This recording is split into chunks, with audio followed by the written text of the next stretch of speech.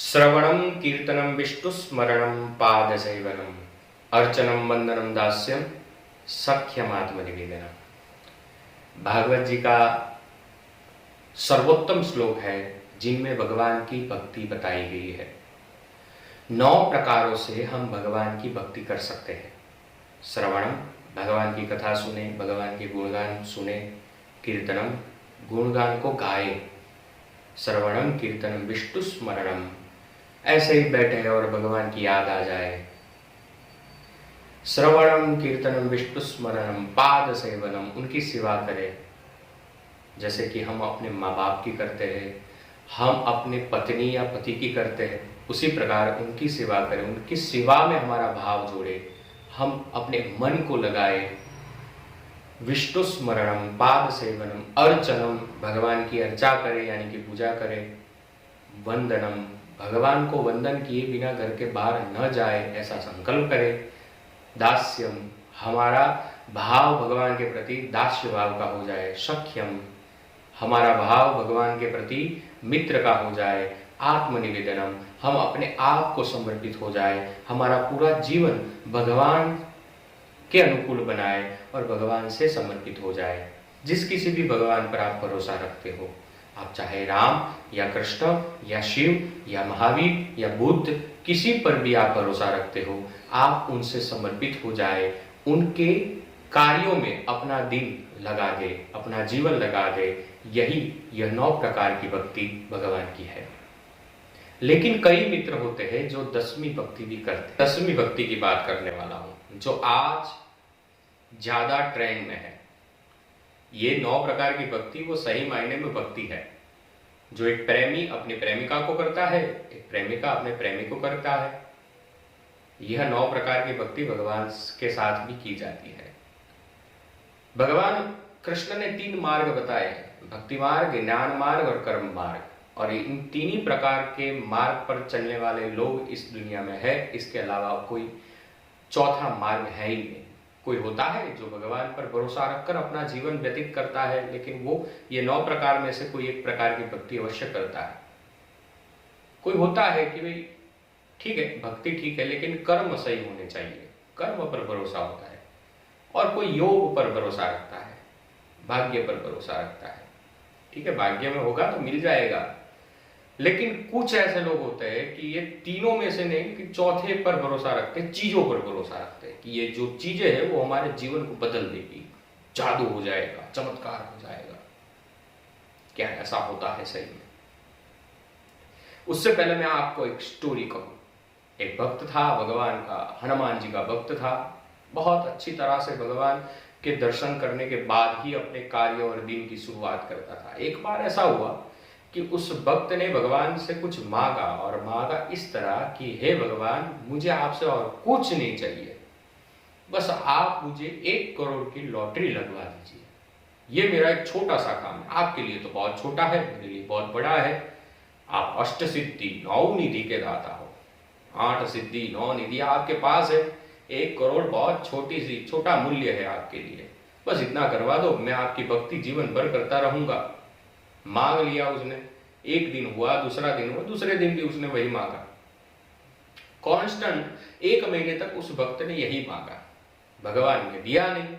अब वो उसका पारा चढ़ गया, गुस्से में आ गया और भगवान को ज्यों तू बोलने लगा, तुम महाबली हो, तुम हनुमान जी हो, तुम अष्ट सिद्धि 9 निधि के दाता हो, तुम्हें महाबली जो कहता है मैं उसे ढूंढ रहा हूं, क्योंकि आज मुझे ऐसा कुछ मिला नहीं, मैंने कुछ पाया नहीं। आपसे मैंने मांगा, 1 महीने से मांग रहा हूं, फिर भी मुझे कुछ मिल नहीं रहा है। छोटी सी तो बात थी, देश में दुनिया में इतने सारे घोटाले हो रहे, लोग करोड़ों का घोटाला कर रहे हैं, और फिर भी आप वहां पर मौन हो और उनको दे रहे हो। मैं सीधी नीति पर चल रहा हूं, आपकी भक्ति कर रहा हूं, आपसे सिर्फ मांग रहा हूं, आप दे नहीं रहे हो। वो बहुत कुछ बोलने लगा, अनसन बोलने लगा। कांस्टेंट उसने 1 महीने तक यही बातें भगवान को सुनाई। 2 महीने हो गए, भगवान ने दिया, फिर भगवान को गुस्सा आया। हनुमान जी महाराज को गुस्सा आया। वैसे क्रोध करते नहीं है भगवान कभी, लेकिन ऐसे भक्त होते हैं तो भगवान को भी क्रोध दिला देते। गुस्सा आया, वो प्रकट हो गए और गदा लगाई। उसने कहा कि भगवान मैं आपकी भक्ति कर रहा हूं, हर रोज आपके मंदिर आ रहा हूं, आपको वंदन कर रहा हूं, मुझे ही गदा मार रहे हो। बोले कि मूर्ख, तू रोज मांग रहा है कि मुझे 1 करोड़ की लॉटरी दिलवा दो, 1 करोड़ की लॉटरी दिलवा दो, जितवा दो, 1 करोड़ रुपए दिलवा दो। अरे मूर्ख, पहले लॉटरी की टिकट तो खरीद। ऐसे भक्त होते हैं, आपने देखे होंगे। कुछ करना नहीं है भाई, हमें कुछ नहीं करना है, सब भगवान करेंगे, वही हमारे जीवन की डोर है, वही संभालेंगे। ठीक है, भरोसा है, श्रद्धा है, अच्छी बात है, होना चाहिए, लेकिन उसके साथ में भक्ति भी होनी चाहिए। ये 9 प्रकार में से एक प्रकार की भक्ति क्या हमारे अंदर है, झांक कर देखो। और कुछ इससे भी आगे के भक्त होते हैं जो कि भगवान पर भरोसा तो कम रखते हैं लेकिन अन्य चीजों पर ज्यादा रखते हैं। जैसे कि एक मित्र का प्रश्न आया कि महाराज जी ये बताइए कि घोड़े की नाल है उससे क्या फर्क पड़ेगा। उसने आर्टिकल में पढ़ा होगा कि भाई गूगल पे आप जाओगे, आर्टिकल देखोगे, आपको मिल जाएगा। एक घोड़े की नाल है, काले घोड़े की नाल है, शनिवार के दिन आप लगा दो, घर के बाद आपके जीवन में सब खुशियां ही खुशियां आएगी। आपके जीवन में धन की समस्या होगी तो दूर होगी। आपके जीवन में जो कुछ भी अघटित घटनाएं घटती है वो रुक जाएगी। आपके शत्रु नहीं होंगे, आयुष्य बढ़ेगा, आपके घर में पॉजिटिव एनर्जी आएगी, सब कुछ लिखा है।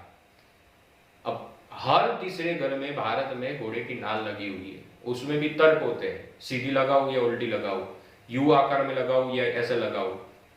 और उसमें भी तर्क होते, काले घोड़े की लगाओ, लाल घोड़े की लगाओ या सफेद घोड़े की लगाओ।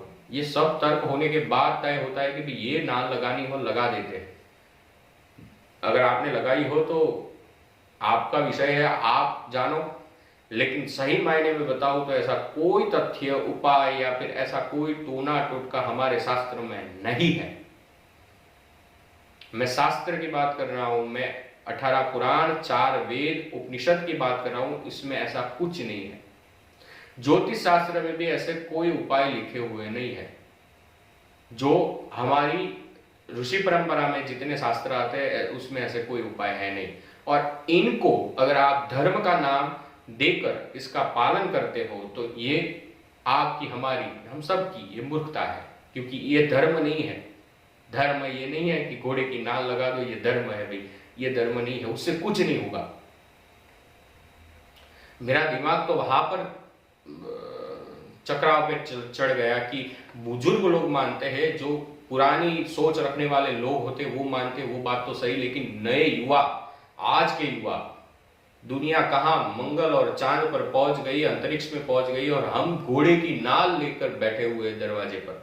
किससे हमारा जीवन बदले? साहब, आपकी मेहनत, आपका पुरुषार्थ और सही डायरेक्शन में आप गति करो, फिर देखो आपके जीवन में कैसे बदलाव आते हैं।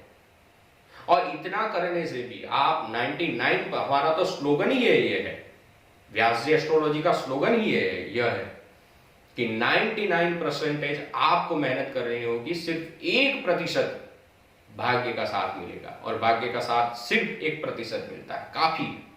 लेकिन 99% तो आपको, हमें मेहनत करनी होगी, सही दिशा में, सही मार्ग में करनी होगी, सही डायरेक्शन में करनी होगी, तब हमारे जीवन में कुछ सफलताएं दिखेगी, रंग लाएगी। हमें जहां पर पहुंचना है वहां गोल नहीं होते जीवन में, इंसान के जीवन में गोल नहीं होते, तो क्या अचीव करोगे आप? गोल होने चाहिए, जीवन जीना है ना, तो इस तरह जीवो ना साहब कि मरने के बाद लाखों लोग आपको याद करें और कहे कि नहीं ये जिंदगी तो ये जी गया। गोल नहीं होते, ऐसे ऐसे फालतू चीजों में लगे रहते हैं। कई लोग दिवाली में, दीपावली में, जबकि रामचंद्र भगवान की पूजा होनी चाहिए, भगवान कृष्ण की पूजा होनी चाहिए, उनका ध्यान स्मरण होना चाहिए, क्योंकि नया साल आ रहा है, उनकी कृपा से हमारा नया साल अच्छा जाए, ऐसी हमें याचना करनी चाहिए भगवान के पास। लेकिन हम याचना क्या करते, हम हमारे घर में सब चीजें उठक पटक करके छिपकली को ढूंढते हैं। हंसने जैसी बात है ये। अब छिपकली तय करेगी कि आने वाला साल कैसा जाएगा। ऐसे भी टोट के बिल्ली आ गई, रास्ता काट दिया, आगे नहीं जाना है क्योंकि बहुत खराब हो, अपशुकन है ये सब आता कहां से? मैं ये ढूंढ रहा हूं, छिपकली को ढूंढ रहे हैं, छिपकली को कुमकुम का छिटा लगा रहे और कह रहे हैं कि माँ तू अब संभाल ले, आने वाला वर्ष हमें धन से भर दे। ये सारे उपाय जो घूम रहे हैं ना, ये बहुत ही हमें गलत डायरेक्शन में ले जा रहा है।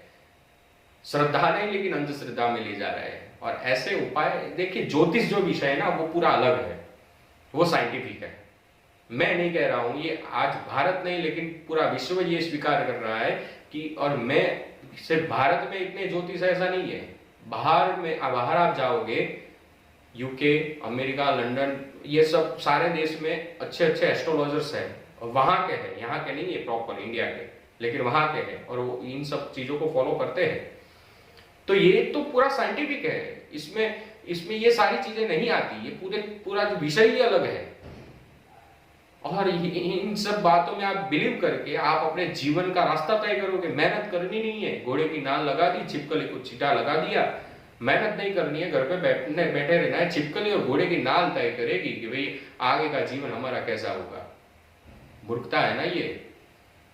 तो इन सब विषय में मत जाइए। घोड़े की नाल आपके जीवन को नहीं बदल सकती, कुछ नहीं हो सकता। आपको हजारों लाखों वीडियो मिल जाएंगे, आर्टिकल मिल जाएंगे कि घोड़े की नाल लगाओ, ये हो जाएगा, वो हो जाएगा, ऐसा कुछ नहीं होने वाला।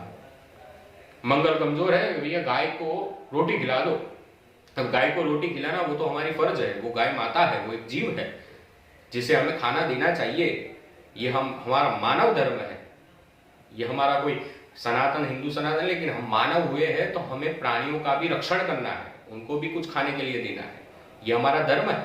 लेकिन आप ऐसा सोच कर खिला रहे हो कि भाई ये खिलाने से मंगल या फिर शनि या फिर मंगल या फिर बुध, ये सारे ग्रह आपकी दिशा में हो जाएंगे और आपके साथ हो जाएंगे और आपको अच्छा फल देंगे। ये मूर्खता है, ये मूर्खता है, ऐसा नहीं होता।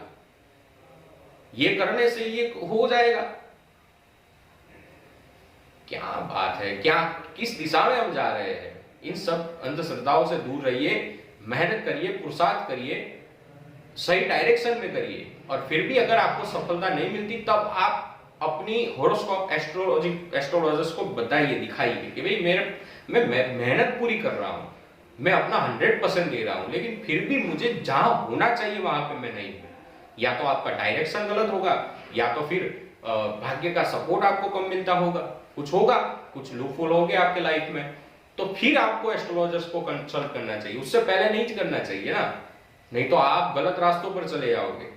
तो ऐसी गलत चीजों को आप फॉलो करोगे और फिर कहोगे कि ये धर्म है, और फिर ये चीजें आपके जीवन में अगर कुछ बदलाव नहीं देगी तो आप धर्म को ही गलत कह दोगे। तो आप कह दोगे कि धर्म ही गलत है, तो ये कोई उचित बात नहीं हुई। आप धर्म को फॉलो ही नहीं कर रहे हो, आप कुछ अलग ही चीजों को फॉलो कर रहे हो जो धर्म के साथ उसका कोई संबंध ही नहीं है, नाता ही नहीं है। और उसी चीजों को फॉलो करते हो और फिर आपके एक्सपेक्टेशन के अनुकूल उसका फल नहीं मिलता, तो फिर आपको पहले डेफिनेशन समझनी चाहिए।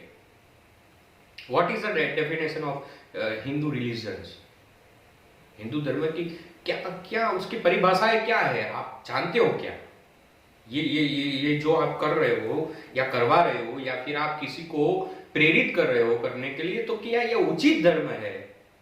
उसकी श्रद्धा के साथ आप खिलवाड़ कर रहे हो साहब, और ये बहुत बहुत बड़ा पाप है। ये पाप है कुछ चीजें हैं जो साइंटिफिक है, उसे करनी चाहिए इंसान को, उससे धर्म का कोई रिलेशन नहीं है, लेकिन साइंटिफिक है और प्रूव्ड है, मतलब कई लोगों ने उसका उपयोग किया है, उसके बाद उसका परिणाम मिला है। लेकिन ऐसी चीजें, छिपकली को छींटे डालना, घर के बाहर घोड़े की नाल लगाना, और ग्रह नक्षत्र खराब है तो पशु पक्षियों को या फिर गाय को रोटी देना, ये कौन सा धर्म है साहब? ये हमारा धर्म ये ऐसा नहीं कहता। हाँ, हमारा धर्म ये कहता है कि सभी जीवों को हमें प्रसन्न रखना चाहिए, यानी कि गाय को घास खिलाओ, रोटी खिलाओ, ये सही है, धर्म है। लेकिन ग्रह नक्षत्र खराब है उसके लिए खिलाओ, ये ना सरासर अंधश्रद्धा। इससे तो लोग उससे विमुख होते जाएंगे, क्योंकि उसको फल नहीं मिलेगा उसके अनुकूल। तो गाय को खिलाते होंगे तो भी नहीं, वो हमारी फर्ज है, हर मानव का धर्म है। तो इन सब रास्तों पर मत जाइए। आज के युवाओं को मैं निवेदन करना चाहता हूं कि ऐसे रास्ते अगर आपको कोई बताए तो उसका रीजन आप पूछ लीजिए पहले, और तथ्य पूछ लीजिए कि ऐसा कहां लिखा है। लोग कहते हैं ना ये शब्द में कि ये लिखा हुआ है हमारे शास्त्रों में, कहां लिखा है? ऑथेंटिक उसका प्रूफ है आपके पास, किसने कहा है, कहां लिखा है? कौन सी किताब में कौन सी संख्या में लिखा है, आप ये बताइए पहले, ये लिखा है या फिर ये प्रूव्ड है। तो ये सारी बातें है ना, इंसान के मगज दिमाग को खोखला कर देती है, दिल को खोखला कर देती है। फिर भगवान के ऊपर हमारी जो श्रद्धा होगी ना, वो भी कम हो जाएगी। कई लोग तो अभी इतने मूर्ख बन रहे हैं, अभी बहुत सारे केस इतने मेरे पास आ रहे हैं, इसीलिए मैं बता रहा हूँ। मेरे पर कुछ किसी ने कुछ कर दिया है, क्या कर दिया है भाई, तुझ पर क्या कर दिया है, किसने कर दिया है? ऐसा होता है क्या? तंत्र मार्ग है हमारे। तंत्र को क्या कहते हैं, तंत्र की डेफिनेशन क्या है? तो देखिए, मैं आपको एक साधारण रूप से समझाने की कोशिश करता हूं कि पुलिस तंत्र यानी कि पूरा तंत्र जो होता है उसे कहते हैं तंत्र। ठीक है, तो ये होता है तंत्र। हमारे शास्त्र में बहुत बड़ी डेफिनेशन है, उस विषय में मैं जाऊंगा नहीं क्योंकि वो विषय मेरा है ही नहीं। लेकिन किसी ने कुछ कर दिया है और इसीलिए मैं अटक गया हूं, मेरी प्रोग्रेस नहीं हो रही है, तो ये मूर्खता है साहब। अब आपके और मेरे जितने दुश्मन है, उससे ज्यादा दुश्मन जो हमसे भी सफल लोग हैं ना, उनके हैं। जैसे कि मैं उदाहरण दूं, सलमान खान के कितने दुश्मन होंगे, ठीक है, अजय देवगन के कितने दुश्मन होंगे, विराट कोहली के कितने दुश्मन होंगे, हैं? नरेंद्र भाई मोदी के बहुत सारे, पूरा समझ लीजिए कि पूरी पार्टी दुश्मनी है। तो क्या उस पार्टी में से किसी को ये ख्याल नहीं आया होगा कि ऐसा कुछ करते हैं ताकि ये इंसान पीछे आ जाए, इसकी प्रोग्रेस रुक जाए? तो इन लोगों को तंत्र क्यों मतलब इफेक्ट नहीं करता, ये आपको क्यों इफेक्ट करता है? ऐसा कुछ होता नहीं है साहब, ये सब बहाने हैं, ये सब आपके नाकामयाबी के आप बहाने खोजते रहते हो। आप अपनी नाकामयाबी को स्वीकार नहीं कर पाते हो, इसीलिए आप ऐसा कुछ बहाना बनाकर बता देते हो कि किसी ने कुछ कर दिया है। ऐसा होता है क्या? ये सब आपके यहां से हो रहा है, मन से हो रहा है। तो इन सब चीजों में से बाहर आइए, हो सके उतना कोशिश करिए कि आप सही डायरेक्शन में, सही मार्ग पर जाओ, मेहनत करो, पुरुषार्थ करो। अगर आपको भाग्य का बल नहीं मिल रहा है तो खोजो क्यों नहीं मिल रहा है, उसके बाद डिसाइड करो कि क्या है क्या नहीं है। इन सब अंधश्रद्धाओं में मत जाइए प्लीज। और ये वीडियो आपको अच्छा लगे या किसी को अगर थोड़ा भी इसमें कुछ लगे और कोई भी आपके पास आकर ऐसा कुछ कहे कि ये है मेरे पास, मेरे को कुछ कर दिया है या फिर कुछ हो गया है, उसके माइंड में ऐसा है ना, तो वो प्लीज मुझे कॉल करवाइए, मैं उसे निकालूंगा। और इन सब में से ये जो पूरे जो विचार है ना, ख्याल है ना, उनमें से मैं निकालूंगा। मेरा संपर्क करवाइए। ऐसे कुछ शक्तियां हमारे शास्त्र में थी, जैसे कि महाभारत काल में देखा जाए तो ब्रह्मास्त्र है। लेकिन इस युग में क्या कोई किसी सामान्य इंसान को ऐसी शक्ति प्राप्त हो सकती है और वो किसी के ऊपर भी ब्रह्मास्त्र छोड़ दे? ब्रह्मास्त्र को समझिए पहले, वो शस्त्र जिसे कोई भेद नहीं सकता, लेकिन वो कोई तंत्र मार्ग नहीं है। और उससे आप प्लीज बाहर निकलिए और अपने जीवन को बेहतर कैसे बनाए, दिन को प्रोडक्टिव कैसे बनाए, महीने को प्रोडक्टिव कैसे बनाए, अपनी लाइफ को एक अच्छा अचीवमेंट कैसे दे, उस तरफ आपको सोचना चाहिए। ये सारी चीजों में आप उलझोगे ना तो आप अपनी लाइफ को जीना ही भूल जाओगे। फिर आप सोचोगे तरीका क्या है, तरीका क्या है, मैंने जीवन में क्या किया। अच्छा बनो, अच्छे मार्ग पर चलो। बस मेरी इतनी ही आपसे विनती है। अगर आपको कोई आकर या कोई ऐसा है जो दुखी इंसान है और वो ऐसा सोच रहा है कि किसी ने कुछ कर दिया है इसके कारण मैं दुखी हूं, तो प्लीज उसे मनाइए, समझाइए। नहीं माने संपर्क करवाइए। जय श्री कृष्ण।